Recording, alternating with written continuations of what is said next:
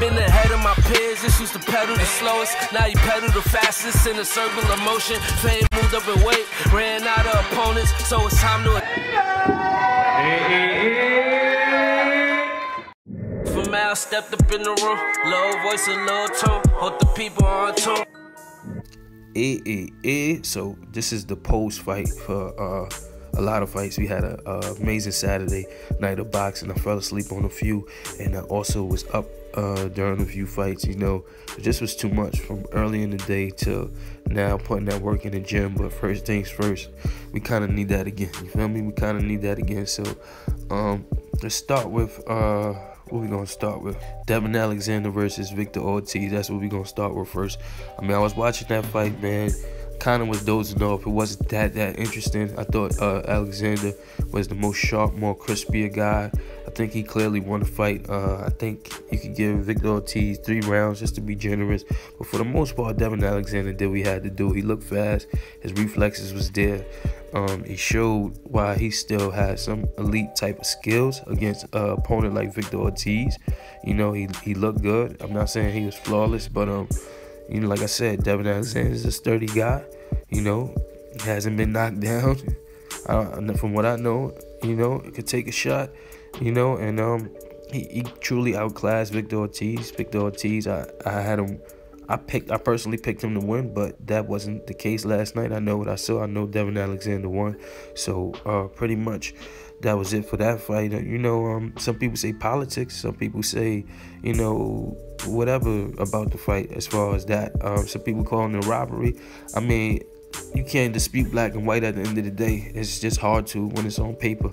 You can try, but you need some factual evidence besides us talking, because it's what the judges say at the end of the day. So, you know, whatever, both guys came out the ring clean good.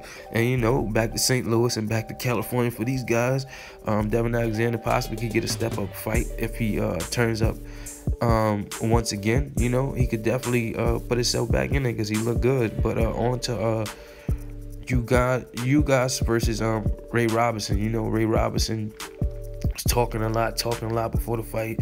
And I'm gonna take the words out of Crawford's mouth since he mentioned T-Bar Crawford. He said, Crawford said, worry about your fight for you don't make it to your next fight, you know. And I think that's what Robinson was doing. He's talking about Danny. Danny ain't real Philly. He ain't trying to give me a shot. And you was fighting on this undercard, which is crazy. Fighting on this undercard, you talking about Danny. He's talking about you possibly could face Free Smoke Jr. next. I don't know if you wanted that smoke, because I think it would have been a little worse. You probably would have got out of there a little earlier if Free Smoke Jr. would have got you knocked down and whatever round you got knocked down. So it was a good scrap. You know, both guys touched the canvas. It's just that you guys got touched the canvas after the bell rang. Point was deducted from Ray Robinson, which is, you know, I think it was pointless. He was already losing. And he got knocked down once, got knocked down again, and then he got TKO'd. So you guys put yourself in a position to maybe face Devin Alexander.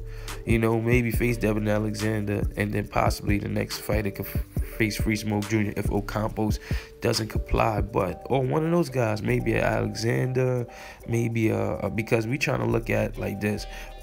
Hold on, let's move on. You guys got the win. He got the W, the biggest win in his career. More power to him. But now let's translate over to Danny Garcia versus Brandon Rios. Brandon Rios came out. He did what he did. You know, he made it kind of rough and tough for Danny. You know, he pushed him along the ropes. Danny was picking his shots carefully, going to the body like he does. Beautiful body attack.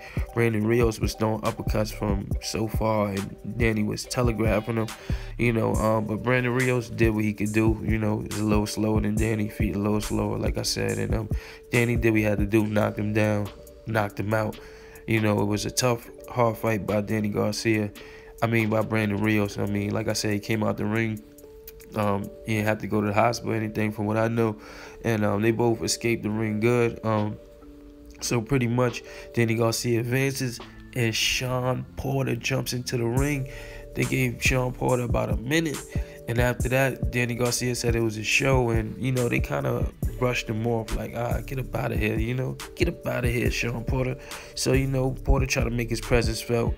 which is cool. You know, DSG was like, it's a Danny Garcia show. You know, they asked him after the fight too, after he knocked out Brandon Rios, what do you think about Porter stepping in the ring? He said, I told him it was a Danny Garcia show. So you know what that means. They flexing their power and showing you like, all right, I'm the name, I'm here. You, if I say I don't want to talk to you, I don't got to talk to you. So, you know, it was what it was at the end of the day. And my guy Free Smoke, he said, Danny ain't ducking no smoke. Let's go get it. Let's get it. Tweeted out Tom. And then I'm pretty sure after he saw all the interviews, this is probably like at 1 in the morning, he tweeted out, these guys is lames.